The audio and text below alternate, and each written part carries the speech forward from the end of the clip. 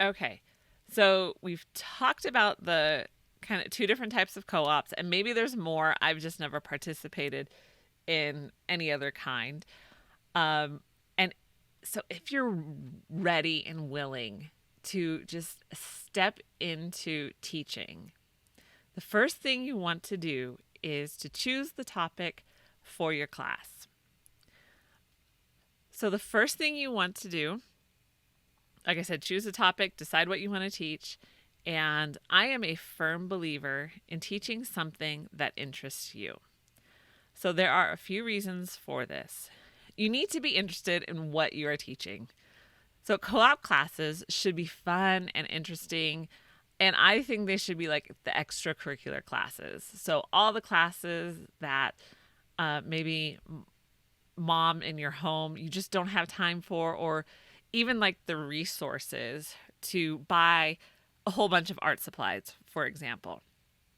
So the co-op really allows you to kind of pool your money for a little bit, just a little bit of money on your part, and the kids have access to just tons of art supplies that you would not have been able to maybe buy on your own. It was just not economically feasible for you to do that.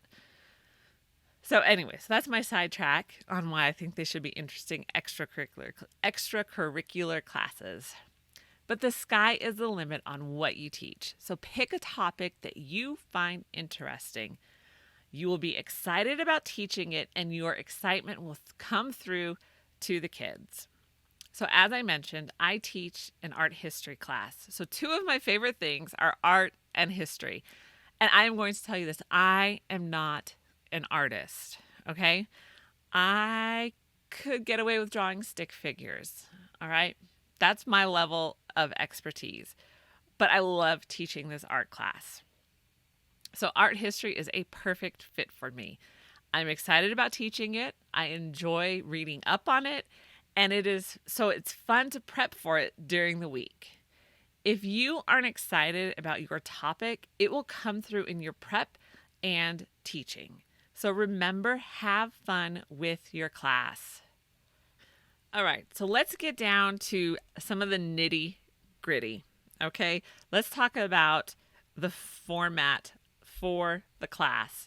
And there's a sample schedule on my screen, and you can download this same schedule from the show notes on the website, lifeunboxed.blog, and of course the link will be below. But I want to go through this and explain to you what I do as I teach the class.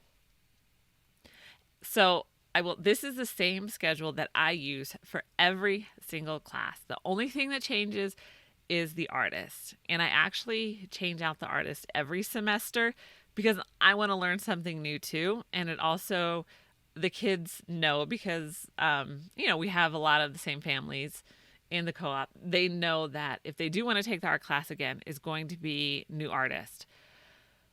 So every semester, new artist, every week, new artist, but same exact format. The class time I have is 50 minutes. So for the first 20 to 25 minutes, we do the history side. And this includes reviewing the artists that were already taught and introducing the new artist. So I usually have flashcards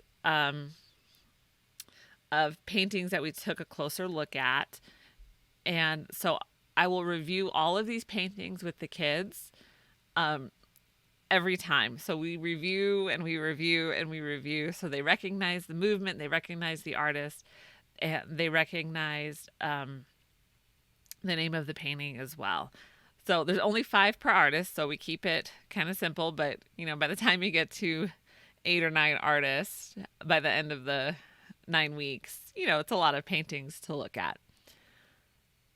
So once we review the artwork and the artist from the weeks before, I will introduce them to the new artist, and then I will read that story. So I typically use Getting to Know the World's Greatest Artist by Mike Venezia. So he also has books. I went ahead and I wanted you to see all the books that he has. So he has books on composers, inventors, and the presidents. So you could easily take one of these books, pluck it out, and use it for your co-op class. And I will leave links to all of his series below. These books are great for kids. They are well written and they are fun. And there's a lot of humor in them too. So they're not boring at all. I have also written my own story if there is an artist that I want to teach, but I can't find a kid-friendly book.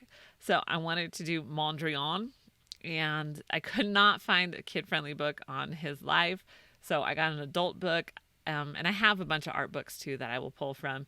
And I wrote my own story for the kids on Mondrian. So that was fun explaining to kindergartners his philosophy on art. So while I am reading the story, the kids cut out the artwork that we will take a closer look at. Now, I will say this because I usually do kindergarten through second grade, and then I will do third grade through sixth grade with this class. So when I do kindergarten through second grade, I actually have everything cut out for them. The third grade to the sixth grade, I have them cut it out. So I also add a lot of activities in the lap book so the kids have something to do while I'm reading. And if we happen to encounter any downtime, there are extra activities. So this is the lap book on the screen, and you can see the cover is, and I'll change up the cover too for different years and stuff. So the cover is easy to color for the kids. I have coloring books that I will add. So I don't create, because I create these coloring books. So I don't create them for every artist. I only create them for about 3. But for the other artists, there's also puzzles in there of a famous painting that we looked at. So there's tons of activities in there for the kids to do while I'm reading. So they can color or cut while I'm reading. And I find that the kids who can occupy their hands are better listeners. So that's why I like to have a lot of activities, and they're simple. They're not difficult activities like coloring the cover. You would actually be surprised how many weeks these kids will work on just coloring the cover of their lap book. So it's great to have. So after the story is finished, there are usually 5 famous paintings that we will take a closer look at. And so these are printed on paper like flashcards, and they're printed in color. And so we'll talk about the name of the painting and any other significant facts, like Monet painted his famous water lily garden hundreds of times, which was not mentioned in the story. So that's something that I found when I was doing my own research. And so I like to insert other interesting facts that may not have been mentioned in the books as we go through the different paintings.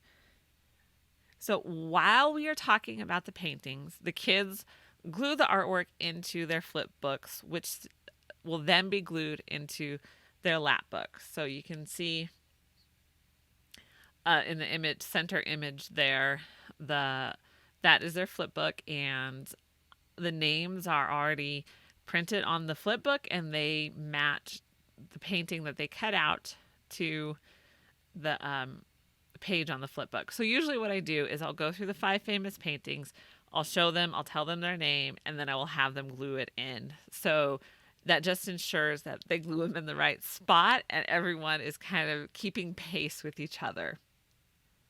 So once that's done, once we've completed our first 20 to 25 minutes, we put the lap books away and we transition to the art project. So since it is an art class, we use a number of mediums. So whether we use acrylic paint, watercolor pencils, by the way, watercolor pencils are a ton of fun. Soft pastels, oil pastels, watercolor paints, or clay. We've also used plaster. Let's see. I'm trying to think. We've cut out paper and used that as our medium. So once we transition to the art project, they will spend the remainder of the class making their amazing creations. And sometimes the instruction is to just create some magic, and other times I will have them copy one of the artist's works. It's always great when parents recognize the artists we've been studying based on the kids' art. So here are a few pieces on the screen for the listener. So I don't know if you can recognize Vincent van Gogh, his sunflowers, and we have Andy Warhol. And what I did is I painted the kids' hands with the blue or the red. They got to pick the color. So I painted that first. They put them on the paper. They washed their hands off. They came back and I painted them black and they did their handprint over it. So that was a lot of fun. And then we have one of Degas' horses underneath there.